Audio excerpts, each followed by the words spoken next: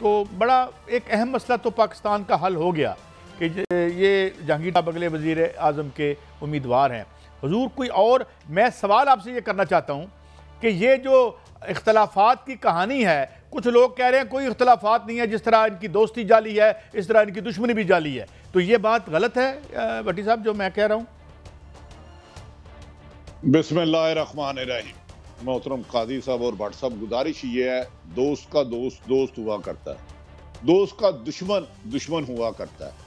पाकिस्तान में इस वक्त अपोजिशन कहीं नहीं है, उसको दबा दिया गया है, उसे नहीं उठना दिया जाएगा। आज पीपल्स पार्टी और नून लीग में नूरा कुश्ती है, उन्हें दोनों को पता है कि आवाम ने उनको माइनस कर दिया। आवाम ने, मैं इलेक्शन के नतायज की नहीं कर रहा, तो पाकिस्तान में शायद उतने बालिग लोग नहीं है जितने वजीर आजम के उम्मीदवार हैं, लेकिन ना पीपल्स पार्टी ने वजीर आजम बनाना है, ना ही नून लीग ने बनाना है। रकावट कुछ और है, वो आपको भी पता है, मुझे भी पता है। सिर्फ और सिर्फ दुबई में बंदर बांट हो रही है कि ये ओहदा मेरा, ये ओहदा तेरा, ये ओहदा मेरा। और लेकिन शर्त यह है कि पहले एक अहम तरीन जमात को मंजरनामे से गैब किया जाए। पहले दिन भी ये गुजारिशात आप जैसे साहिब इल्म के सामने कर रहा था, आज भी कर रहा हूं, और हकीकत भी यही है। तो लिहाजा ये सियासी जमातों को डिस्कस करने की बजाय देखें क्या पाकिस्तान में महंगाई 14 महीने में बढ़ी है, लोगों की क़ुव्वत खरीद बढ़ी है, आपकी एक्सपोर्ट बढ़ी है, आपके कर्जे कम हुए हैं, IMF से जो डील के वादे किए थे, किसी ने अपने कपड़े बेच के आटा सस्ता किया है। तो ये सियासत का नोटंगी लगी हुई है, नोटंगी।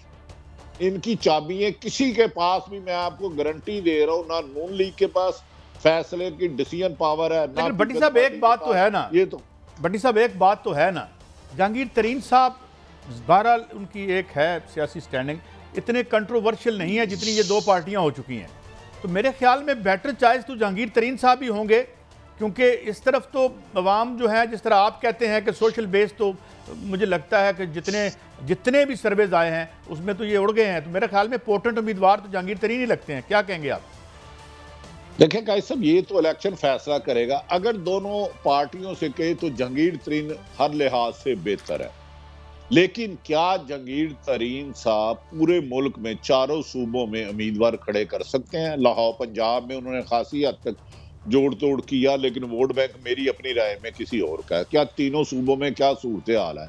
KP के पंजाब बलोचिस्तान में क्या है? पंजाब की 144 सीटें और 172 चाहिए। एक तो ये मिक्सचर हुकूमत होगी, कोई ऐसी जमात नहीं होगी जो इकट्ठे अकेले हुकूमत बना सके, 4-5 जमातों को मिनिमम बनाना होगा। अच्छा भट्ट साहब आपकी तरफ आते हैं, तो आप ये एक आया है तस्सुर, खबरें भी आ रही हैं कि कोई लड़ाई शड़ाई नहीं है, लड़ाई एक ही है कि जनाब हमारे लिए मैदान खाली किया जाए, हमें वॉक ओवर मिले और हम बने आराम से गलियां हो जान सुनियां के विच मिर्जा यार। मगर ये 21वीं सदी है, सोशल मीडिया का दौर है, गलियां सुनियां होनियां नहीं। भट्ट साहब, काजी साहब बात यह है कि अभी जन्म लिया है इस्तेकाम पार्टी ने, तो आगाज़ में ही जैसे अभी भट्टी साहब भी फरमा रहे थे कि उनकी पेनिट्रेशन इतनी बज़ाहिर मुझे भी नज़र नहीं आती। लिहाजा ये अलीम खान साहब ने जो बातें की हैं कि बहुत बड़ी बड़ी कदावर शख्सियत उनमें शामिल हो रही हैं, वहाँ तक तो ठीक है, मुस्तकबिल में देखते हैं क्या हो रहा है कि वो बंदे आते हैं या नहीं आते। लेकिन बज़ाहिर जहांगीर तरीन का प्राइम मिनिस्टर के उम्मीदवार का कहा तो जा सकता है, लेकिन ये जुए शेर लाने के मुतरादिफ है। अब चलते हैं हम दुबई में। दुबई में जो सीट एडजस्टमेंट है या दूसरी बातें हैं या लेनियाँ ते देनियाँ हैं, उसके साथ साथ मेरी खबर यह है कि नवाज शरीफ बाज़ाब्ता तौर पर दुबई में सेटल होने के भी उसको देख रहे हैं कि इसहाक डार के वहाँ 2 गाड़ियाँ हैं, इसहाक डार साहब की जो बेटा है और उनका वो दामाद, अपनी बेटी जो है मियाँ साहब की, वो इसहाक डार साहब के घर है। अच्छा, उसको भी लुक आफ्टर देखा जा रहा है कि लंदन से मियाँ नवाज शरीफ साहब दुबई में ही सेटल हो जाए, तो उसका क्या ख्याल है? अच्छा, अब इससे आगे अगर चले हम, तो मेरी इतला के मुताबिक अभी तक ये मामलात लेन और देन के जो हैं वो किसी मंतकी इंजाम तक नहीं पहुंचे, क्योंकि अभी तक यही सेटल नहीं हुआ कि इलेक्शन यही अब होने हैं जो कि बज़ाहिर 12 अगस्त को नजर आ रहे हैं। ये इसको आगे खींचे हम। देखिए, ये तो मेरी भी भट्टी साहब, मेरी खबर भी ये है कि नवाज शरीफ साहब तंग आ गए हैं लंदन से, एक तमाशा लगा हुआ है एवन फील्ड पे। अब यहाँ पे कंट्रोल किस्म की हुकूमत है, एक मोनार्की कह लें, एक है या एक ख़ानदानी हुकूमत है, तो यहाँ पर लोग इस तरह खुल के तो मेरा घूम तो सकेंगे ना, वहाँ तो घर से बेचारे बाहर ही निकल सकते। हाँ, मैं ये समझता हूँ। लेकिन बट साहब, मैं आपके लिए भी कर्ज कर दूँ। अब जहांगीर तरीन साहब को आपने तो इस तरह किया कि नहीं बन सकते।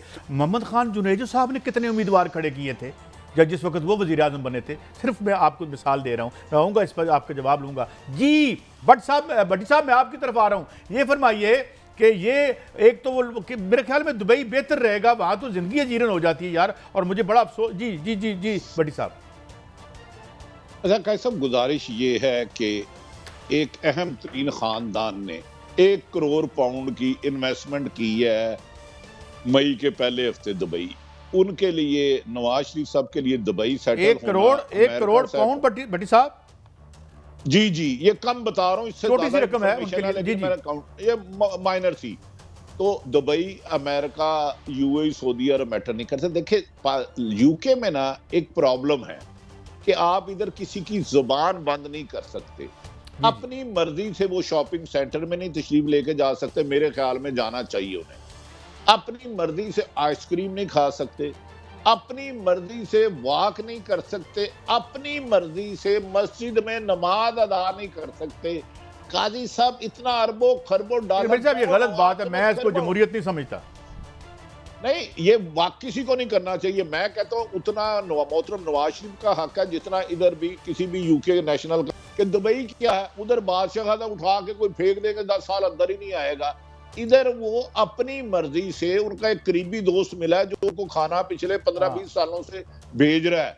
वो कहता है मैंने 2 दफा कहा कि खाना सर आप होटल आए, तो उन्होंने कहा जो नारे लगेंगे मेरे खिलाफ वो तुम जवाब दोगे।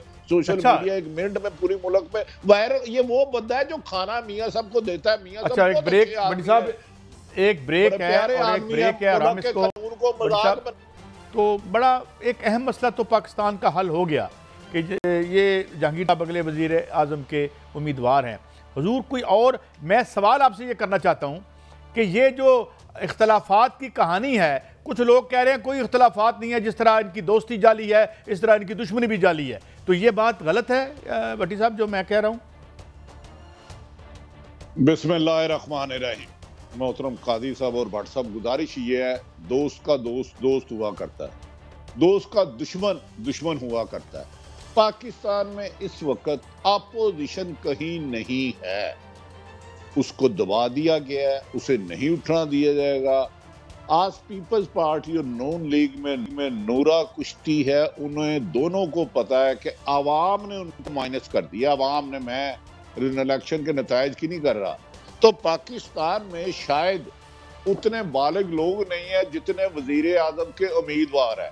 लेकिन ना पीपल्स पार्टी ने वजीर आजम बनाना है, ना ही नून लीग ने बनाना है। रकावट कुछ और है, वो आपको भी पता है, मुझे भी पता है।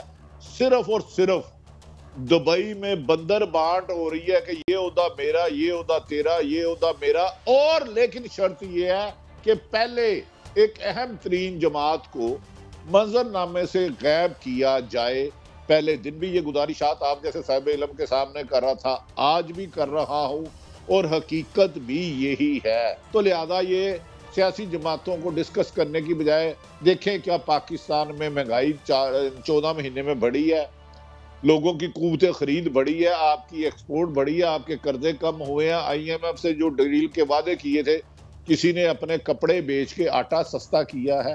तो ये सियासत का नोटंगी लगी हुई है, नोटंगी। इनकी चाबियां किसी के पास भी, मैं आपको गारंटी दे रहा हूँ, ना नून लीग के पास फैसले की डिसीजन पावर है। लेकिन भट्टी साहब एक बात तो है ना, ये तो भट्टी साहब एक बात तो है ना, जहांगीर तरीन साहब बहरहाल उनकी एक है सियासी स्टैंडिंग, इतने कंट्रोवर्शियल नहीं है जितनी ये 2 पार्टियां हो चुकी हैं।